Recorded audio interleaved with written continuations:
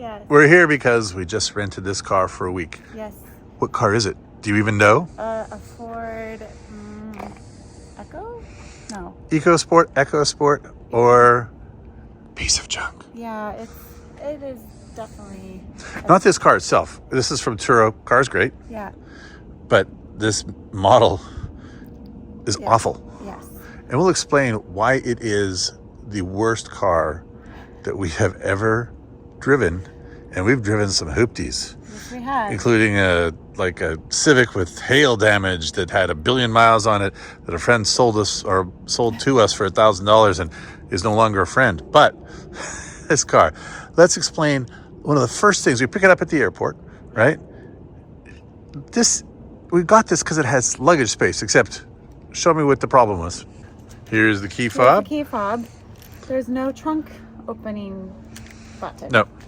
So we thought, okay, usually under here there's a button or something that you could. Nothing underneath there. Nope. Nothing. We're like, how do you open this trunk?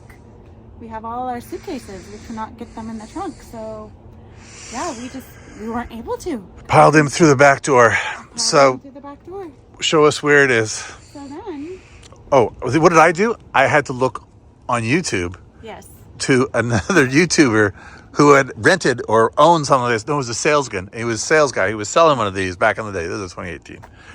And showed how to open it because, again, there's nothing here. No. So how do you open it? Where's the magic? Right here. There's a little button right underneath that on the right-hand side.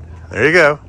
And then you pull it out. So it's got some decent space. Yeah, like, okay. You know, the good thing is once we figured that out, it was fine. This obviously covers up anything that was in there.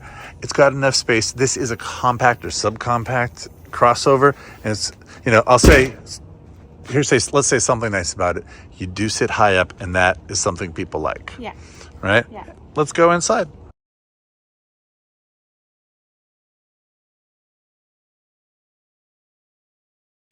Let's start her up to hear those 160 horses go. Yep. So, actually fairly nice. This is a win. Forward and Sync is great. It has heated seats. These are the good things, right? These are the things we like about this car, right? And not a lot of room in the back seat. Here, why don't you show them behind me? So sitting behind me. Oh, yeah. Definitely not enough room. Our 7-year-old sits back there very uncomfortably. So It's a crossover with really crappy room. Yeah. But I think, and the two things that made us go like, what in the world? How did this happen? We have driven the car for a week. 226 miles. Here, I'll show you that. There we go, 226 miles. Look at our gas mileage. 19 miles per gallon. That's freeway and around the city. This is a little 4-banger with gerbils underneath the hood. And the gas mileage is no better than our LS 430 in the city.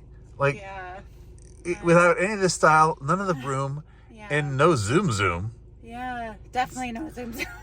And, okay, the one final thing that made me think I would never buy this car. Again, for a rental, Turo is great, the owner's great, and we'll give him a positive review on Turo because he was terrific. Yeah. But this car, to own to own, or God forbid, yes, that you buy it, the EcoSport. What about the ride? It is so rough. Oh my gosh. I mean, you feel like you're in a go-kart. You feel everything, every bump, it's just like, oh, are we gonna make it? Like, are we gonna make it around the corner? Like, it was so bad, the kids complained. They were complaining. Right. When your kids complain about the ride of a vehicle, you know the vehicle's ride is awful. Awful. So it's kind of like a horse-drawn carriage feel. So Turo, yes. Because it was certainly less expensive. Gas mileage, no. Right? No. Ride, no. So would you recommend a Ford EcoSport, which they had up until 2022, but apparently Ford decided to stop making them because they said people didn't like them. I think people didn't like them because there are far better vehicles. This was about 25 grand new, because it's got some nice seats in it. So it's not the base car.